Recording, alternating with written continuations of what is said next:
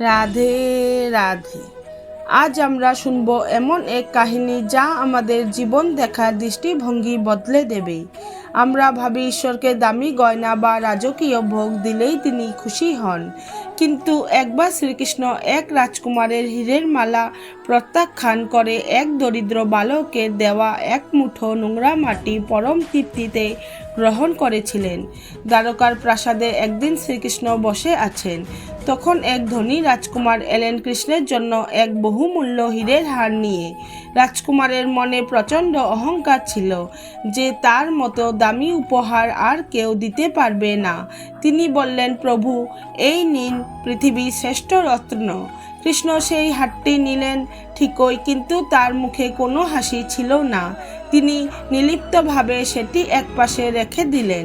একই সময়ে প্রাসাদের বাইরে এক ছোট্ট অনাথ বালক দাঁড়িয়ে ছিল। তার পরনে ছেঁড়া কাপড়, শরীরে ধুলোবালি। সে কৃষ্ণের জন্য কিছু আনতে চেয়েছিল, কিন্তু তার কাছে কোনো পয়সা ছিল না। সে শুধু দেখল যমুনা নদীর তীরের মাটি কত নরম আর সুন্দর। সে ভাবল, আমার ভগবান তো পুরো পৃথিবী বানিয়েছেন, এই মাটিও তো তার। সে পরম ভক্তিভরে এক মুঠো মাটি নিজের আঁচলে বেঁধে নিয়ে এলো। পাহারাদাররা তাকে আটকে দিল, কিন্তু কৃষ্ণ নিজেই উঠে গিয়ে বালকটিকে ভেতরে নিয়ে এলেন।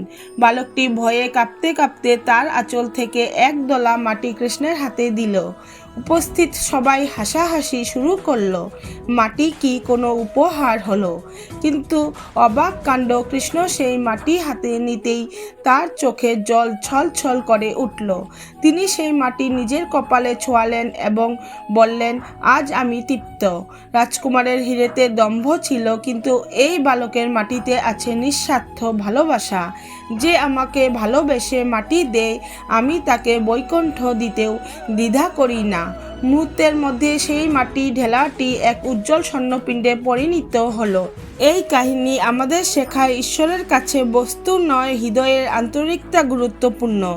এক দরিদ্র বালক ভালোবাসা ভরে এক মুঠো মাটি অর্পণ করেছিল, আর রাজকুমার অহংকার ভরে দিয়েছিল হীরের মালা। কিন্তু শ্রীকৃষ্ণ দেখালেন, দামের নয়, ভক্তির মূল্যই সবচেয়ে বড়। বালকের সরল হৃদয়ের ভালোবাসা তাকে তৃপ্ত করেছিল, অথচ অহংকার মেশানো দান তার হৃদয় স্পর্শ করতে পারেনি। রাধে রাধে। প্রিয় ভক্তগণ, আপনাদের যদি এই কাহিনী ভালো লেগে থাকে তাহলে অবশ্যই লাইক করুন এবং কমেন্টে লিখুন রাধে রাধে।